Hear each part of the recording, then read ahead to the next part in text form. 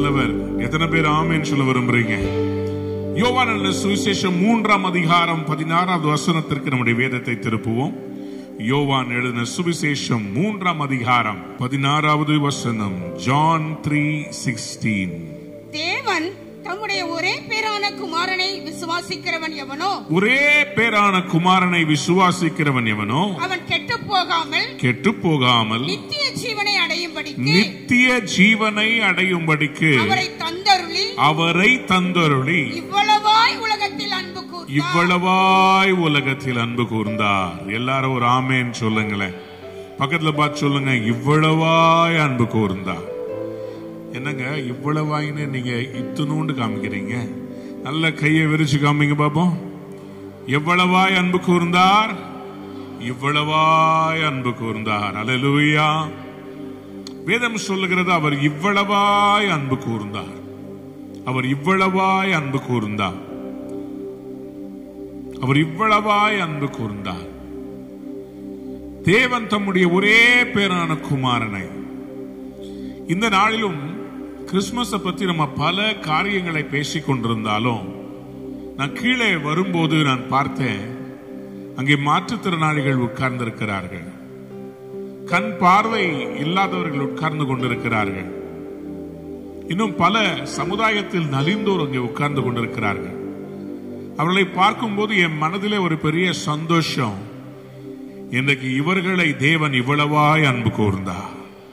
யாராவது ஒரு ஆமேன் சொல்றீங்களா? இவ்வளவாய் அன்பு கூர்ந்திருக்கிறாரே, இவ்வளவாய் அன்பு கூர்ந்திருக்கிறாரே, இவங்க மேல இவ்வளவு அன்பு வச்சிருக்கிறாரே, அதுக்கு எவ்வளவு சந்தோஷமா ஆண்டவருக்கு நம்ம நன்றி செலுத்தணும். இவ்வளவாய் அன்பு கூர்ந்தார். பூமிக்கு ஆண்டவர் இயேசு கிறிஸ்து இறங்கி வந்தது பிதாவினுடைய அன்பை பூமிக்கு மனுக்குலத்திற்கு காண்பிப்பதற்காக. God wanted to show how much he loved humanity. So he sent his only begotten son. தன் ஒரே பேரான குமாரனை அவர் தந்தருளி இவ்வளவாய் உலகத்தில் அவர் அன்பு கூர்ந்தார். இவ்வளவாய் உலகத்தில். அன்பு தேவ பிள்ளைகளே, ஒரு மனிதனை நம்ம எவ்வளவு நேசிக்கிறோன்றது, நம்ம எவ்வளவு விலையேற பெற்ற ஒரு கிஃப்ட் கொடுக்கிறோன்றதை வச்சுதான் அந்த அன்பும் மதிப்பும் வெளிப்படுகிறது, இல்லையா?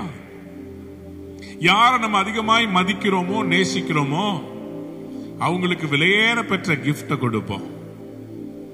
ஒரு திருமணத்துக்கு போகிறோம்னு சொன்னா அந்த திருமணத்துல கிஃப்ட் வைக்கும் போது தெரிஞ்சவங்களுக்கு நம்ம வைக்கிற கிஃப்ட்டுக்கும் தெரியாதவங்களுக்கு வைக்கிற கிஃப்ட்டுக்கும் டிஃபரன்ஸ் இருக்கு. ஆனா அதை விட நம்ம சொந்தக்காரங்க வீட்டுக்கு நம்ம போகும்போது, நம்ம கூட பிறந்தவங்களுடைய பிள்ளைகளுக்கு ஒரு திருமணம் என்று போகும்போது அங்க போய் 500 ரூபாய் மொய் எழுத மாட்டோம். கண்டிப்பாக அவங்க இடத்துல கேட்டு உங்களுக்கு என்ன தேவை, இந்த திருமணத்துல உங்களுக்கு என்ன தேவை இருக்குதுன்னு சிறப்பான ஒரு வெகுமதியை அங்கே கொடுப்போம். அன்பு தேவ பிள்ளைகளே, இதுதான் கிறிஸ்துமஸ். கிறிஸ்துமஸ் என்றால் என்ன? தேவன் தம்முடைய ஒரே பேரான குமாரனை விசுவாசிக்கிறவன் எவனோ அவன் கெட்டு போகாமல் நித்திய ஜீவனை அடையும்படிக்கு அவரை தந்தருளி இவ்வளவாய் உலகத்தில் அன்பு கூர்ந்தார். இதுதான் message of Christmas. The message of Christmas is this: God sent love. Love came down at Christmas. அன்பு பூமிக்கு இறங்கி வந்ததுதான் கிறிஸ்துமஸ். தேவ பிள்ளைகளே, அன்பு தேவன் இந்த பூமிக்கு அன்புருவானவரை அனுப்பி வைத்தது கிறிஸ்துமஸ். 1 யோவான் 4ஆம் அதிகாரம் 9ஆம் வசனத்திலிருந்து 14ஆம் வசனம் முடிய நாம் வாசிக்க போகிறோம். 1 யோவான் 4ஆம் அதிகாரம் 9ஆம் வசனத்திலிருந்து 14வது வசனம். தம்முடைய ஒரே பேரான குமாரனாலே நாம் பிழைக்கும்படிக்கு தேவன் அவரை இவ்வுலகத்திலே அனுப்பினதினால், நாம் பிழைக்கும்படிக்கு அவரை இந்த உலகத்திற்கு அவர் அனுப்பினதினால், எழுதிக் கொள்ளுங்க, நாம் பிழைப்பதற்கு அவரை அனுப்பினார். Write it down. God showed his love by sending his son into the world that we might live through him. ஆண்டவர் மனிதனை படைத்து அந்த மனிதன் அவன் தேவனை ஏமாற்றி ஏதேன் தோட்டத்திலே பாவம் செய்தபோது அவனுக்குள்ளே ஒரு மரணம் வந்தது. ஒரு மரணம் வந்தது. இந்த மரணம் அவனுடைய வாழ்க்கையை ஆட்கொண்டது. அவனுக்கு நித்திய ஜீவனுடைய அந்த ஆசீர்வாதத்தை கர்த்தர் படைப்பிலே வைத்திருந்தால், ஆனால் பாவம் செய்த போது அதை அவன் இழந்து போனான். Adam lost the gift of eternal life by sinning against God. அது மட்டுமல்ல, நோவாவின் நாட்களில் ஜனங்களுடைய பாவம் பெருகின போது ஆண்டவர் இப்படியாக சொன்னார், என்னுடைய ஆவி மனுஷனுடைய ஆவியோடு போராடி கொண்டே இருப்பதில்லை என்று ஆண்டவர் மனிதனுடைய ஜீவனுக்கு ஆண்டவர் ஒரு வரையறையை வைத்தார். ஆதியாகமம் 6ஆம் அதிகாரம் 3ஆம் வசனத்திலிருந்து வாசித்து பார்க்கும் போது, அப்பொழுது கர்த்தர் என் ஆவி என்றைக்கும் மனுஷனோட போராடுவதில்லை. My spirit will not contend with humans forever. அவன் மாம்சம் தானே. For they are mortal. அவன் இருக்க போகிற நாட்கள் 120 வருஷம் என்றார். Their days will be 120 years. 120 வருடங்கள் என்று ஆண்டவர் வைத்தார். அதற்கு பிறகு அவருடைய வருடங்களை குறித்து எதுவுமே போடல. நித்திய ஜீவனை குறித்து, பரலோக நம்பிக்கையை குறித்து எதுவுமே இல்லை. சங்கீதம் 90வது சங்கீதத்தில் மோசே பக்தன் ஆண்டவரை ஆராதித்து பாடும்போது மனுஷனுடைய நாட்களை என்னும் அறிவை அவர் தேவனிடத்தில் கேட்டார். அப்போது சங்கீதம் 90:10 அவர் இப்படியாக மனுக்குலத்தினுடைய வாழ்க்கையின் எண்களை அவர் சொல்லுகிறார். சங்கீதம் 90:10, எங்கள் ஆயுசு நாட்கள் 70 வருஷம். 120 இருந்தது. இப்ப என்ன சொல்றாரு? எங்கள் ஆயுஷின் வருடங்கள் எவ்வளவு ஆயிருச்சு? இப்போ 70 வருஷம்.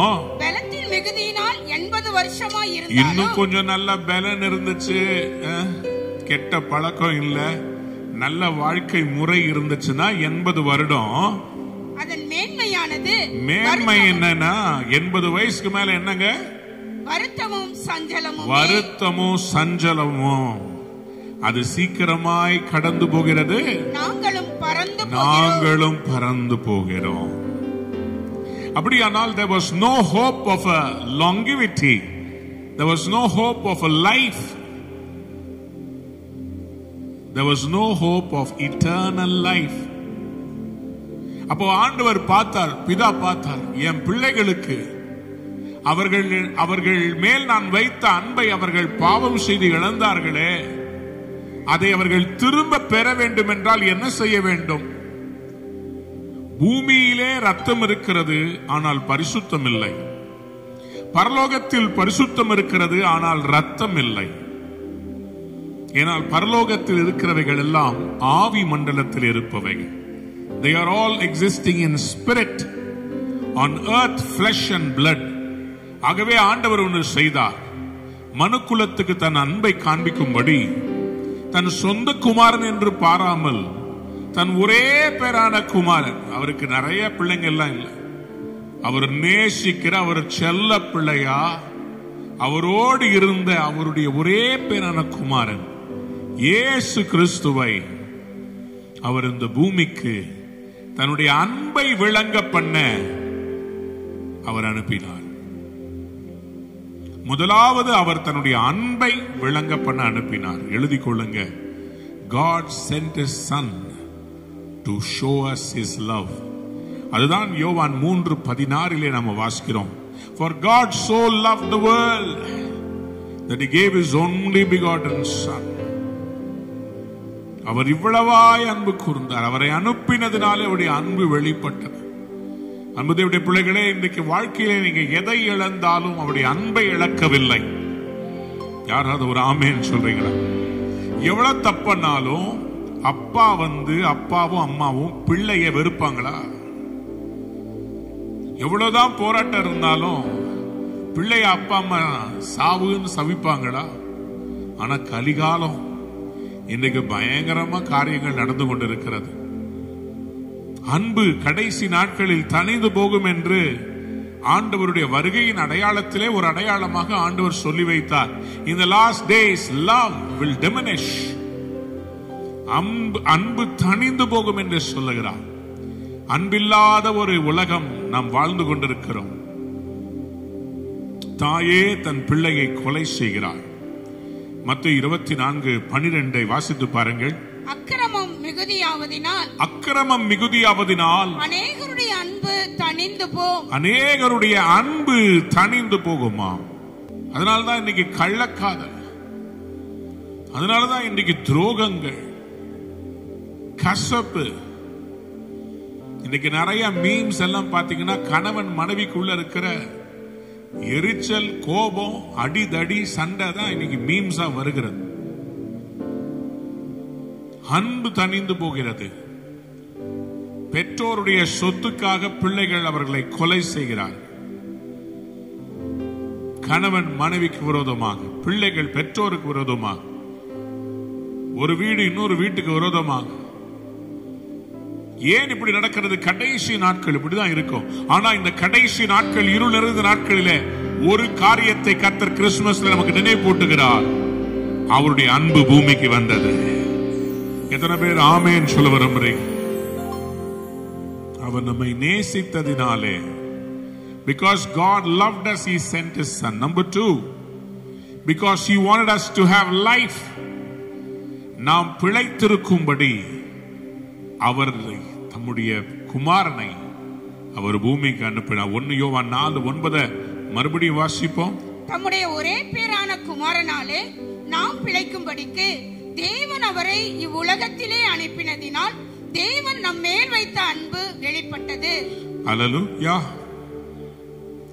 நாம் பிழைக்கும்படி தேவன் அவரை இவ்வுலகத்தில் அனுப்பினதினால் தேவன் நம்மேல் வைத்த அன்பு வெளிப்பட்டது.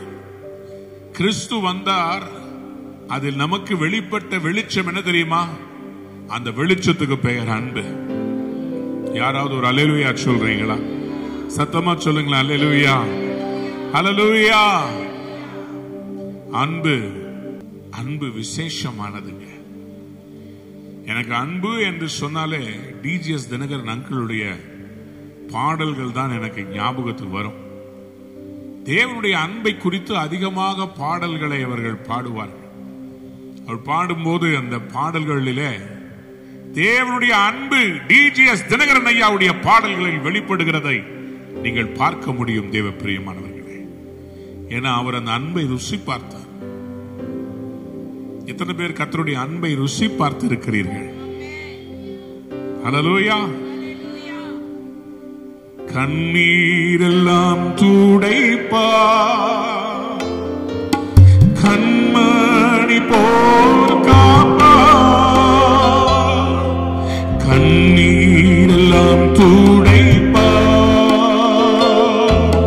கண்மணி போல் காப்பார். கார்மேகம் போன்ற கஷ்டங்கள் வந்தாலும்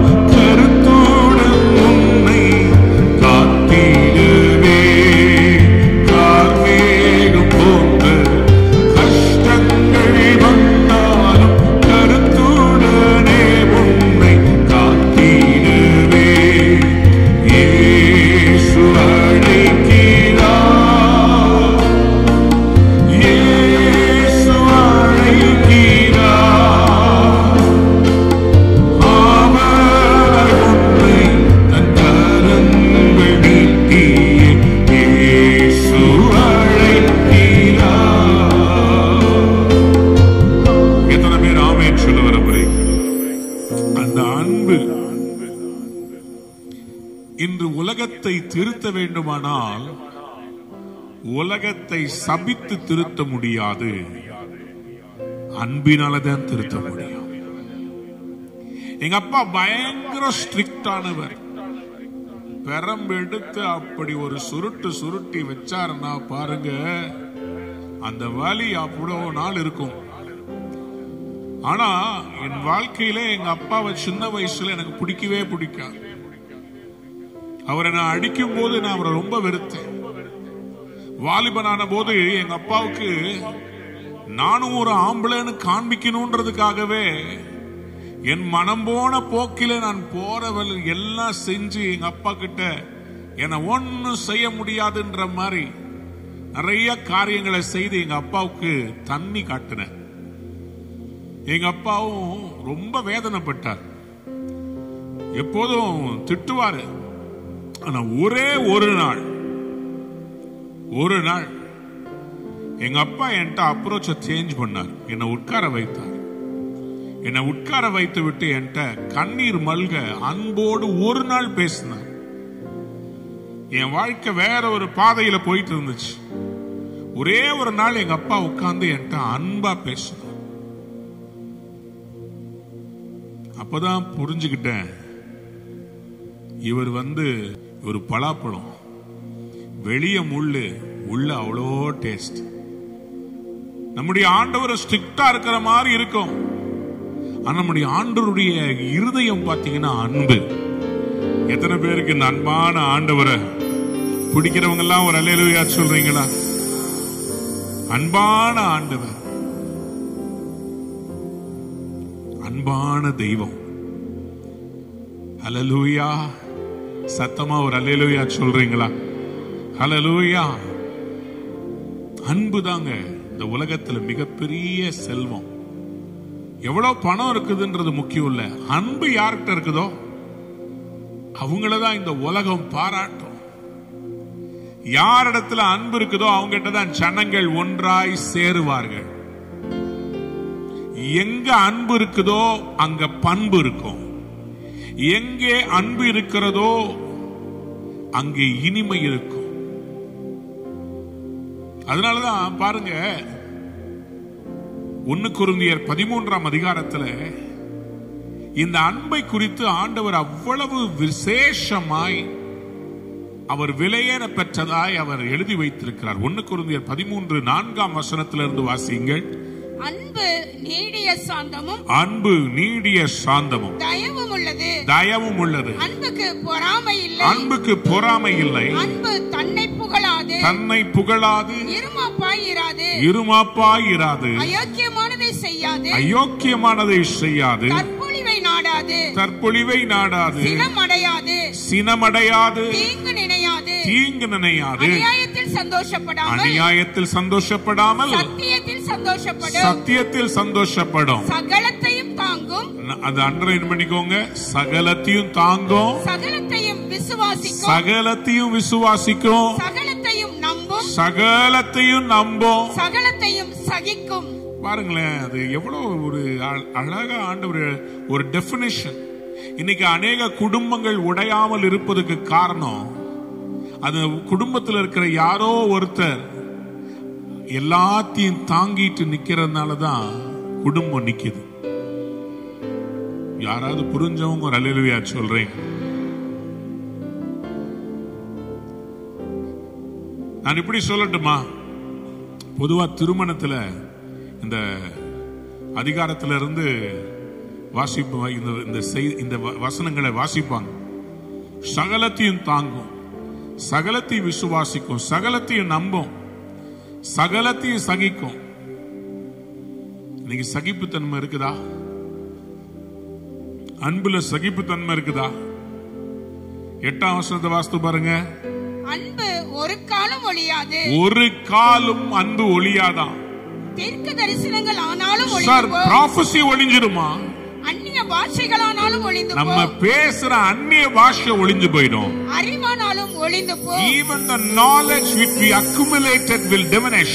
நம்முடைய அறிவு குறைவுள்ளது. Our knowledge is only small.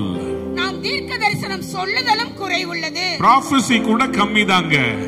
நிறைவானது வரும்போது, எது நிறைவானது? அன்பு என்கிற நிறைவானது வரும்போது குறைவானது ஒளிந்து போ. ஞானம் அறிவின் குறைவு கூட ஒளிந்து போயிடுமா? கையை தட்டி வாயை திறந்து புரிஞ்சவங்க ஒரு அல்லேலூயா சொல்றீங்களா? அவர் நமக்காக எல்லாவற்றையும் தந்தாரு. நம்ம அந்த அன்பை எப்படி பிரதிபலிக்கிறோம்? 1 கொரிந்தியர் 13 சொல்கிறது, இப்பொழுது விசுவாசம், நம்பிக்கை, அன்பு இம்மூன்றும் நிலைத்திருக்கிறது. என்ன நிலைத்திருக்கிறதா? எல்லாரும் சொல்லுங்க. விசுவாசம், நம்பிக்கை, மறுபடியும் சொல்லுங்க, கையை உயர்த்தி சொல்லுங்க பாப்பா. 3 விரல்ல காமிங்க. விசுவாசம், நம்பிக்கை, அன்பு. அதுல இவைகளில் அன்பே பெரியது. அன்பே பெரியது. அதுதான் அன்பே பிரதானம்னு சொல்லி நம்முடைய முன்னோர்கள் பாடி வைத்தார்கள். ஏன் அந்த மாதிரி பாடினாங்க? ஏன்னா அது புரிந்தது. சபை என்றால் என்னங்க? சண்டே நீங்க வந்து 1.5 மணி நேரம் உட்கார்ந்து அட்டெண்டன்ஸ் போட்டு போறதா சபை? மெய்ப்பர்கள் தேவ தூதர்களால் ஒரு செய்தியை பெற்றுக் கொண்டார்கள். என்ன செய்தி? லூக்கா சுவிசேஷம் 2ஆம் அதிகாரத்தில் வாசிங்க, 14ஆம் வசனம்.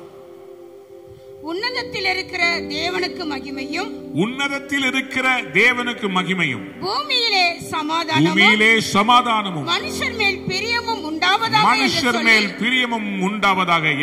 என்ன உண்டாவதாக? பிரியமும் உண்டாவதாக. மனுஷர் மேல லவ் உண்டாவதாக. யாராவது ஒரு அல்லேலூயா சொல்றீங்களா? மனுஷர் மேல என்ன வரணுமா? பிரியம். ஆமென் சொல்லுங்களேன். இப்போ மனுஷர் மேல ஒரு பிரியம் உண்டாவதாக என்று சொல்லி ஆண்டவராகிய இயேசு கிறிஸ்துவினுடைய பிறப்பை குறித்து தேவதூதர்கள் பாடினார்கள். 3 காரியம். 1, உன்னதத்தில் தேவனுக்கு மகிமை. 2வது, பூமியிலே சமாதானம். 3வது, மனுஷர் மேல் பிரியம். Goodwill towards all men. மனுஷர்கள் மேல் பிரியம் உண்டாவதாக, அன்பு உண்டாவதாக என்று வாழ்த்தி பாடினார். ஆண்டவருடைய பிரியம். இயேசு பூமிக்கு வந்ததனால் ஆண்டவருடைய பிரியம் நம்ம மேல் வெளிப்பட்டது. சொல்லுங்க அல்லேலூயா. அன்பு எப்படிப்பட்டதுன்னா, அது வாங்காது கொடுக்கும். Write it down. God is a giver, not a taker. தயவு செய்து சபையை குறித்து உங்களுக்கு மனசுல தப்பா நினைச்சிருந்தீங்கன்னா இன்னைக்கே அதை அழைச்சிருங்க. இந்த மாதிரி ஒரு வாய்ப்பு கொடுத்து எடுத்து செய்யுங்கன்னு சொல்லும் போது உங்களுக்கு டிஸ்டர்பன்ஸா மட்டும் யோசிராதீங்க. ஏன்னா அது சாபம். சஞ்சலப்பட்டு யாருமே கடவுளுக்கு கொடுத்துறாதீங்க. ஏன் தெரியுமா? உற்சாகமாய் கொடுக்கும் இடத்தில் கர்த்தர், அதுக்கு ஆப்போசிட் என்ன? உற்சாகமாய் கொடுக்காதவனிடத்தில் கர்த்தர், நான் சொல்றேன், வெறியாய் இருக்கிறார். ஆமா, உற்சாகமா கொடுக்கிற இடத்துல பிரியமா இருக்கிறார்னா, உற்சாகமா கொடுக்காம வெறுப்போட இருந்தா நீங்க மிரர்ல பாக்குற மாதிரிதான், கண்ணாடி மாதிரி. அவரை பார்த்து நீங்க கனம் பண்ணீங்கன்னா அவர் கனம் பண்ணுவார். நீங்க அவரை அவர் ஐஸ்வர்ய சம்பர்ணர். நான் ஒன்னே ஒண்ணு நல்லா புரிஞ்சுக்கோங்க, வாங்குகிறதை பார்க்கிலும் கொடுப்பதே நலம். சொல்லுங்க ஆமென். 2 கொரிந்தியர் 9:7 சொல்கிறது, அவனவன் விசுனமாயும் அல்ல கட்டாயமாயும் அல்ல, தன் மனதில் நியமித்தபடியே கொடுக்க கடவன். உற்சாகமாய் கொடுக்கவிடத்தில் தேவன் பிரியமாய் இருக்கிறார். தேவனுக்கு பிரியமாய் இருப்பது என்றால் என்ன? உற்சாகமாய். பிதா அப்படிதான் கொடுத்தார். குமாரனை கொடுக்கும் போது அழுதுகிட்டே கொடுக்கல, தன் குமாரனை அவர் உற்சாகமாய் கொடுத்தார். நம்ம மேல அன்பு வச்சு அவரை கொடுத்தாருங்க. He gave us so heartfully. மனதார நம்மை ஆசீர்வதிக்கும்படி அவர் குமாரனை கொடுத்தார். அதனாலதான் இன்னைக்கு நம்ம எல்லாம் உயிரோடு நிக்கிறோம். நமக்கு நித்திய ஜீவனினுடைய நம்பிக்கை கிடைத்திருக்கிறது. God is a giver, not a taker. எழுதிக்கோங்க, God is a giver. என் தேவன் கொடுக்கிறவர். இவ்வளவாய் உலகத்தில் அன்பு கூர்ந்தார், தம்முடைய ஒரே பேரான குமாரனை தந்தருளி தந்தருளி தந்தருளி. He gives He is a giver. He is a giver. Are you a giver or a taker? நிறைய பேருக்கு gift வாங்குறதுக்கு பிடிக்கும். ஆனா யாருக்காவது gift வாங்கணும்னா இவ்வளவு கொடுத்து வாங்கணுமா? அந்த கார்டு எடுத்து தேய்க்கிறது போது ஒரு மனசு வலிக்கும் பாருங்க சில பேருக்கு. அந்த ஜிபே பண்ணும்போது பெட்ரோல் போட்டு வண்டி ஓட்டும் போது நல்லா இருக்கும். ஆனா பெட்ரோல் டேங்க்ல இருக்கும் போது தான் கவர்மெண்ட்டை சபிப்பாங்க. என்ன கவர்மெண்ட் நடத்துறாங்க, இவ்வளோ பெட்ரோல் விலை இருக்குது பாரு. கார்ல போகும்போது சந்தோஷமா இருந்துச்சு, அந்த பெட்ரோல் போகும்போது கையை விட்டு போகும்போது வருத்தம் வருது. ஆண்டவர்கிட்ட இருந்து நன்மைகளை எல்லாம் வாங்கும் போது சந்தோஷமா இருக்குது. ஆனா ஆண்டவருக்கு கொடுக்கும் போது இப்படிப்பட்ட ஒரு வாய்ப்பு கொடுக்கப்படுகிறது. Today is a beautiful opportunity to show our love to God. To show our love to God. ஆண்டவர் கொடுக்கும் போது எப்படி கொடுப்பார்னா அள்ளி கொடுப்பார், கொடுத்து கொண்டே இருப்பார். யாராவது ஒரு ஆமேன் சொல்லுங்க. யாருக்கெல்லாம் 2025ல ஒரு பெரிய பொருளாதார செழிப்பு வேணும்ன்ற விசுவாசிக்கிறீங்க, அவங்க மட்டும் ஒரு அலையாச்சு.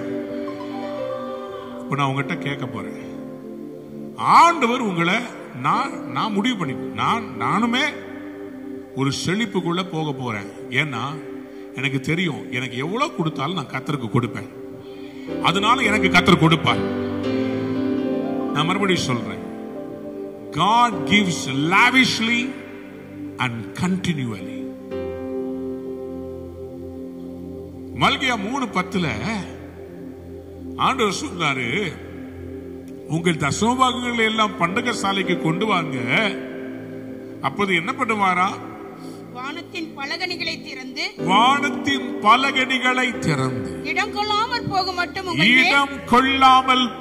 மட்டும் உங்கள் மேல் ஆசீர்வாதத்தை வர்ஷிக்க மாட்டேனோ என்று அதனால் என்னை சோதித்து பாருங்கள் என்று சேனைகளின் கர்த்தர் சொன்னார். டெஸ்ட் பண்ணி பாருங்கப்பா, என் அன்பை டெஸ்ட் பண்ணி பாருங்க. அன்புடைய பிள்ளைகளே, ஆண்டவர் எப்படி கொடுக்கிறவர்னா கூரையை பிச்சுக்கிட்டு கொடுக்கிறவர். நான் ஒரு டிஷர்ட் வச்சிருக்கிறேன், ஃபெய்த் ஓவர் ஃபியர். கொடுக்கும் போது எப்போதுமே பயப்பட்டு கொடுக்க கூடாது. கொடுக்கும் போது விசுவாசத்தோடு கொடுக்கணும். பயத்தோடு கொடுத்தீங்கன்னா உங்களுக்கு திருப்பி ஆசீர்வாதம் வராது. நான் இதை கொடுக்க போறேன், அவ்வளவுதான். எனக்கு திரும்பி வருமோ இல்லையோ எனக்கு அதை பத்தி கவலை இல்லை. நான் கடவுளுக்கு கொடுக்கும்படி எனக்கு தேவன் ஒரு அற்புதமான வாசலை வச்சிருக்கிறார். நான் கொடுக்க போறேன். ஆமென் சொல்றீங்களா? அல்லேலூயா. வாசிங்க புலம்பல் 3ஆம் அதிகாரம் 22-23. நாம் நிர்மூலமாகாதிருக்கிறது கர்த்தருடைய கிருபையே, அவருடைய இரக்கங்களுக்கு அவருடைய அன்புக்கு முடிவில்லை. அவைகள் காலைதோறும் புதியவைகள். உமது உண்மை பெரிதாயிருக்கிறது. அவர் ஒவ்வொரு நாளும் தன் அன்பை புதுப்பிச்சு அனுப்பிக்கிட்டே இருக்கிறார். யாராவது ஒரு அல்லேலூயா சொல்லுங்க பாப்போம். அல்லேலூயா. இன்னைக்கு கர்த்தர் 3 காரியங்கள்ல நம்மை அன்பு செலுத்த சொல்றார். Number 1, write it down. Love your God. உன்னை படைத்த கடவுளை நீ நேசிக்க வேண்டும். எப்படி நேசிக்கணும்? உன் தேவனாகிய கர்த்தரை உன் முழு இருதயத்தோடும், முழு ஆத்துமாவோடும், முழு பலத்தோடும் அன்பு கூறுவாயாக. அன்பு கூறுவாயாக. The first thing that God expects of us is that we should love God. Love God. எங்க வீட்டில் எனக்கு ஆண்டவருடைய அன்பை பத்தி நிறைய சொல்லி வளர்த்துட்டாங்க. ஆலயத்துல போய் பாட்டு பாடினா எவ்வளவு காசு கொடுப்பாங்கன்னு வளர்க்கல. குயர்ல போய் நின்று வாரம் குயர் பிராக்டிஸ்க்கு போனோம். பெட்ரோலுக்கு யார் காசு தருவான்னு வளர்க்கல. குயர்ல போய் சந்தோஷமா நின்று பாட கர்த்தர் கிருபை செய்தார். ஆண்டவருக்கு செய்யறதுன்னா அவ்வளவு அன்பு. எங்க அப்பா அவருக்கு வந்த கடைசி பென்ஷனை எத்தனை பேருக்கு கொடுத்திருக்காரு தெரியுமா? அவர் மரித்த போது வந்து நிறைய பேர் சொல்றாங்க, ஒவ்வொரு மாதமும் 5ஆம் தேதிக்குள்ள ஐயா எனக்கு காணிக்க அனுப்பிடுவாரு. நீ யார் எனக்கு அனுப்புவாரு? ஒவ்வொரு மாதமும் எனக்கு ஐயா அனுப்பிடுவாங்களே அப்படின்னு சொல்லி அழுதாங்க. அன்பு தேவ பிள்ளைகளே, ஆண்டவருடைய அன்பு எவ்வளவு பெருசு தெரியுமா? முதலாவது நீங்க தேவனிடத்தில் அன்பு கூற வேண்டும். எழுதிக் கொள்ளுங்க. மத்தேயு எழுதின சுவிசேஷம் 22ஆம் அதிகாரம் 37வது வசனத்தை வாசிங்க. மத்தேயு 22:37. இயேசு அவரை நோக்கி, உன் தேவனாகிய கர்த்தரிடத்தில் உன் முழு இருதயத்தோடும் உன் முழு ஆத்துமாவோடும் உன் முழு மனதோடும் அன்பு கூறுவாயாக. ஹல்லேலூயா. இது என்ன கற்பனை? முதலாம் பிரதான கற்பனை. உபாகமம் 6ஆம் அதிகாரம் 5ஆம் வசனம். எழுதுறவங்களுக்காக சொல்றேன். உபாகமம் 10ஆம் அதிகாரம் 12ஆம் வசனம். உபாகமம் 30ஆம் அதிகாரம் 6ஆம் வசனம். இந்த வசனங்களிலும் நீங்கள் வாசித்து பார்க்கும் போது உங்க தேவனாய கர்த்தரிடத்தில் முழு இருதயத்தோடு முழு ஆத்மாவோடு அன்பு கூர்ந்து பிழைக்கும்படி உன் தேவனாய் கர்த்தர் உன் இருதயத்தையும் உன் சந்ததியாரின் இருதயத்தையும் விருத்த சேதனம் பண்ணுமா. அதாவது ஒரு கட்டிங் ஆஃப். எதை கட் பண்ணோம்? ஆண்டவராக இயேசு சொன்னார், உலகத்திலும் உலகத்தில் உள்ளவைகளையும் அன்பு கூறாதிருங்கள். ஆனா இன்னைக்கு என்ன நடக்குது? உலகத்தில் இருக்கிற செல்போன் மேலதான் நிறைய பேருக்கு அன்பு ஜாஸ்தி. ஒரு நாளைக்கு எத்தனை தடவை பைபிள் வாசிக்கிறீங்க? ஒரு நாளைக்கு எத்தனை தடவை செல்போனை பாக்குறீங்க? 1 யோவான் 2ஆம் அதிகாரம் 15ஆம் வசனம். உலகத்திலும் உலகத்தில் உள்ளவைகளும் அன்பு கூர்ந்தாதிருங்கள். ஒருவன் உலகத்தில் அன்பு கூர்ந்தால் அவனிடத்தில் என்ன இல்லை? பிதாவின் அன்பு இல்லை. தயவு செய்து எழுதி வைங்கயா. உலகத்திற்கு மேல அன்பு. இன்னைக்கு நிறைய பேர் ஆண்டவருக்காக அப்படின்னு சொல்லி உலகத்துக்குள்ள போனவங்க திருப்பி வரவே இல்லை. என்கிட்ட சொல்லிட்டு நிறைய பேர் போனாங்க, பாஸ்டர் நாங்க போறதே சபையை கட்டுவதற்காக, இந்த பிசினஸ் ஆரம்பிக்கிறதே கடவுளுக்கு கொடுப்பதற்காக, நான் இந்த மாதிரி வேலை செய்யறதே சபைக்கு, நான் வராம இருக்கிறதே சபைக்கு கொடுப்பதற்காக. அந்த பக்கம் போனவங்க இந்த பக்கம் வந்ததா சரித்திரமே இல்லை. உலகத்திலும் உலகத்தில் உள்ளவைகளிலும் அன்பு கூறும்படி பிசாசு மனதை திருப்பி விடுமா. அப்படித்தானே முதல் துரோகமே நடந்தது. எல்லாவற்றையும் படைச்சது ஒன்ன மட்டும் சாப்பிடாதனா ஏவாள் கிட்ட சாத்தா வந்து சொன்னா, இத சாப்பிட்டினா சூப்பர். என்பானது பிள்ளைகளே, 1 யோவான் 2ஆம் அதிகாரம் 16ஆம் வசனம் சொல்லுது, ஏனெனில் மாம்சத்தின் இச்சையும் கண்களின் இச்சையும் ஜீவனத்தின் பெருமையுமாகிய உலகத்தில் உள்ளவைகள் எல்லாம் பிதாவினால் உண்டானவைகள் அல்ல, அவைகள் உலகத்தினால் உண்டானவைகள். கவனிங்க, ஆசீர்வாதம் பிதாவினால் உண்டானது. ஆனால் the lust of the flesh, the lust of the eyes and the pride of life. நேத்து ஒருத்தட்ட பேசிக்கிட்டு இருந்தேன். அவர் என்கிட்ட அந்த தம்பி, வாலிப தம்பி சொன்னா, பணக்காரனானா எவ்வளவு பணக்காரனானா சந்தோஷமா இருக்க முடியும்? நீங்களே சொல்லுங்களேன். ஒரு பெரிய வீடு, என்ன அதுல 20 பெட்ரூம் இருக்கட்டும். உங்க சொந்தக்காரங்க வந்தாங்கன்னா ஆளுக்கு ஒரு ரூம் கொடுத்துருங்க. 20 வீடு. போட் கிளப் பக்கத்துல, என்னங்க ராஜா அண்ணாமலைபுரம் பக்கத்துல, உங்களுக்கு மெயின் செனட் ஆஃப் ரோடு கிட்ட உங்களுக்கு ஒரு பெரிய வீடு. சரி, அதுக்கப்புறமா கப்பல் போல பெரிய கார். எத்தனை பேருக்கு? குடும்பத்தில் இருக்கிற 4 பேருக்கும் கப்பல் போற கார். ரைட், ஓகே, வாங்கிக்கோ. அதுக்கப்புறமா எனக்கு வந்து வாட்சு, போனு, நல்லா படுக்கிறதுக்கு ஒரு படுக்கை, நல்ல ஒரு டிவி. ஓகே. அதுக்கப்புறமா பேங்க்ல வந்து எனக்கு நான் வேலைக்கே போகாம உட்கார்ந்து சாப்பிடுற மாதிரி காசு. வந்தியா? இப்பதான் ஆரம்பிக்குது பாருங்க. சரி, ஓகே, ஐஸ்வர்யம் கானம் உனக்கு கொடுத்தாச்சு. சமுதாயத்துல ரெஸ்பெக்ட், ஓகே, கொடுத்தாச்சு. இதுக்கு மேல அப்போ அவர் என்கிட்ட சொல்றாரு, பாஸ்டர், மிஞ்சி போனா ஒரு மனுஷனுடைய வாழ்க்கையில 10 கோடியிலிருந்து 20 கோடி இருந்தா அவன் அதுல அனுபவிச்சு வாழலாம். ஆனா அந்த 20 கோடிக்கு மேல எவ்வளவு காசு இருந்தாலும் அதை அவன் அனுபவிக்க முடியுமா? தொடச்சி உள்ள வைக்கலாம், தடவி பார்த்து பேங்க்ல டெபாசிட் பண்ணலாம். உங்க பணம் உங்க கையிலயா இருக்குது. பேங்க்கார சந்தோஷமா உங்க பணத்தை வச்சுட்டு உனக்கும் பேப, உன் பணத்துக்கும் பேப. ஸ்டாக் மார்க்கெட்ல போட்டா ஒரே நாள்ல கரடி பிடிச்சி இழுத்துருது.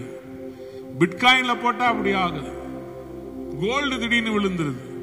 எதைதான் நம்புறது? அதுக்குதான் ஆண்டவர் சொன்னாரு, உன்னுடைய அன்பு என் மேல இருக்கட்டும்.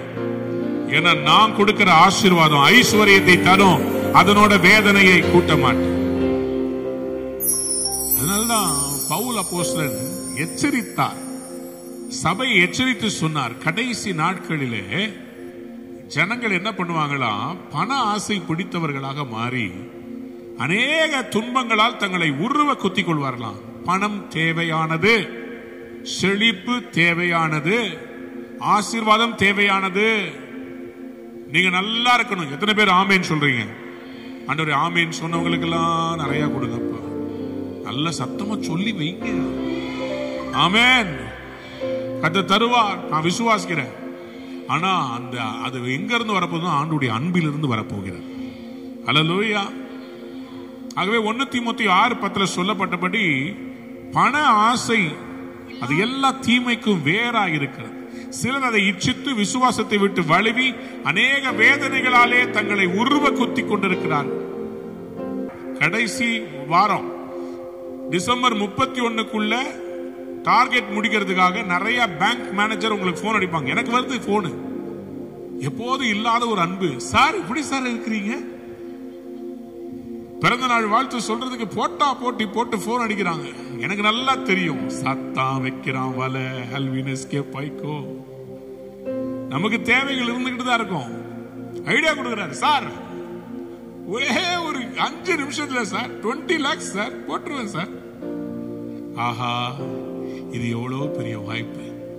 கண்ணா, லட்டு தின்ன ஆசையா? 1 தீமோத்தேயு 6:11 நான் வாசிக்கிறேன். நீயோ தேவனுடைய மனுஷனே, இவைகளை விட்டோடு நீதியையும் தேவபக்தியும் விசுவாசத்தையும் அன்பையும் பொறுமையும் சாந்த குணத்தையும் அடையும்படி நாடு. யாரெல்லாம் அல்லேலூயா சொல்ல விரும்புறீங்க? we have to seek love. அதனால்தான் வேதத்தில் எழுதப்பட்டிருக்கிறது, வாங்குகிறதை பார்க்கிறோம், அதுக்கு தான் இன்னைக்கு வந்திருக்கிறோம். அவர் கொடுத்தது போல நாமும் கொடுக்க போகிறோம். ஒரு கிறிஸ்துவை கொடுத்தார், கிறிஸ்தவர்களாக அறுவடையை ஆண்டாண்டு காலமாய் பிதா அறுக்கிறார். காரணம், அவருக்கு ஒரு நம்பிக்கை, என் மகனை நான் விதையாக இந்த பூமிக்கு விதைக்கப் போகிறேன், அவர் மூலமாய் பெரிய விளைச்சலை கிறிஸ்துவர்களாக நான் எடுக்க போகிறேன். நம்பினார், விதைத்தார், இன்று வரை அறுவடை செய்கிறார். அவரை நம்புங்கள், அவரில் அன்பு கூறுங்கள். ஏழை விதவை தான் இருக்கிற ஒரே அடைய தீர்க்கதரிசி கிட்ட கொடுத்தா, அவர் சாப்பிட்டு இருந்தான்னா அவர் சாப்பிடுற கடைசி டின்னர் அதுவா இருந்திருக்கும். ஆனா கொடுத்தா கர்த்தர் அப்பத்தையும் எண்ணெயையும் ஆசீர்வதித்தார். உங்களையும் ஆசீர்வதிக்க போகிறார். முதல்ல தேவனாகிய கர்த்தரிடத்தில் அன்பு கூறுங்க. நம்பர் 1 எதுங்க? எங்க அன்பு கூறணும்? Number 2, love your family. என்னதான் உங்களுக்கு அவங்க அன்பை திருப்பி தரலனா கூட கொடுத்துக்கிட்டே இருங்க. சோர்ந்து போயிடாதீங்க. சோர்ந்து போயிட மரம் என்னைக்காவது நிழல் தரது நிறுத்துச்சா? மழை என்னைக்காவது யாருமே என்ன புகழன்னு மழை நின்னுச்சா? அதே மாதிரிதான் உங்க குடும்பத்தையும் நேசிங்க. அவங்க உங்கள்கிட்ட பேசல, அவங்க உங்கள்கிட்ட எதுவுமே அன்பா பழகலனா கூட பரவாயில்ல, அன்பு செலுத்து குடும்பத்தில். ஏன்னா பைபிள்ல போட்டிருக்குது, ஒருவன் காண்கிற சகோதரத்தில் அன்பு கூறாமல் காணாத தெய்வத்திடத்தில் அன்பு கூறுவது எப்படி? காண்கிற சகோதரன் யாரு? உங்க ஹஸ்பண்ட் தான்.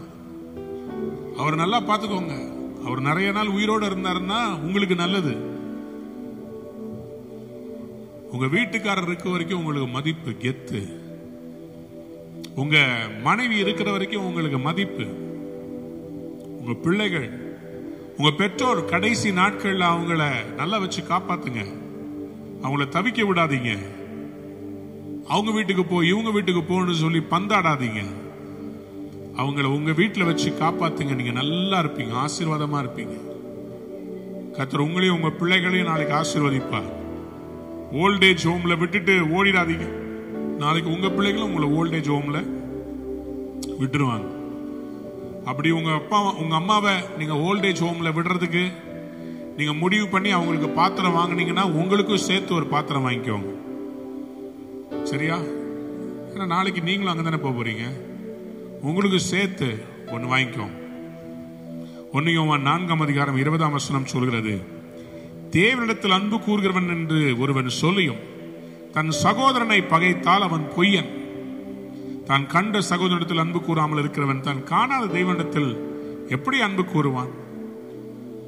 நீங்க ஜெபிக்கிறது நல்லதுதான், ஆனா கணவனுக்கு சமைச்சு கொடுக்காம ஜெபிக்கிறது நல்லதல்ல. அப்புறம் வேற யாராவது சமைச்சு கொடுப்பாங்க, அப்புறம் ஒரு நாள் நீங்க கண்ணீர் விடுவீங்க. உங்கள் வீட்டை நீங்கள் பராமரிக்கணும், உங்கள் குடும்பத்தை நீங்க நேசிக்கணும். எத்தனை பேர் ஆமேன் சொல்ல விரும்புறீங்க?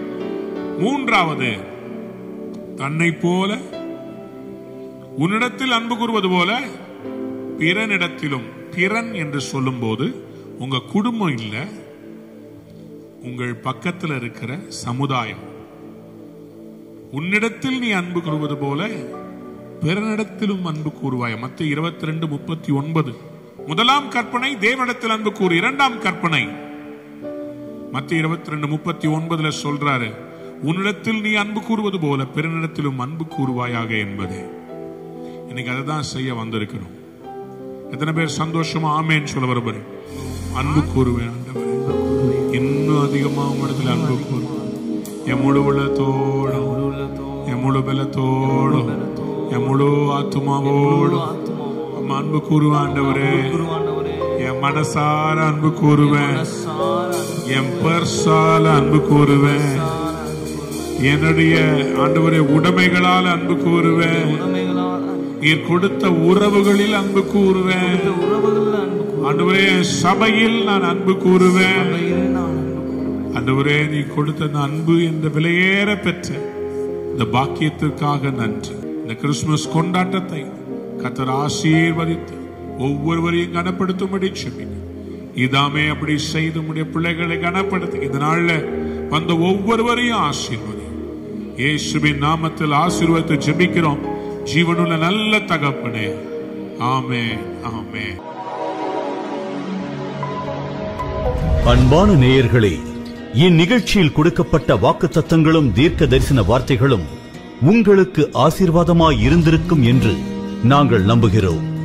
நீங்கள் பெற்ற ஆசீர்வாதங்களையும் ஜெப விண்ணப்பங்களையும் மற்றும் உங்கள் காணிக்கைகளையும் அனுப்ப வேண்டிய எங்கள் முகவரி: ரூவா ஊழியங்கள், எண் 82, ஜவஹர்லால் நேரு சாலை, சிம்ஸ் மருத்துவமனை எதிரில், வடபழனி, சென்னை 26.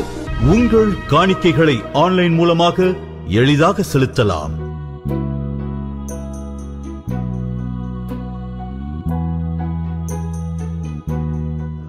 எங்கள் இணையதள முகவரி www.ruhaministries.org.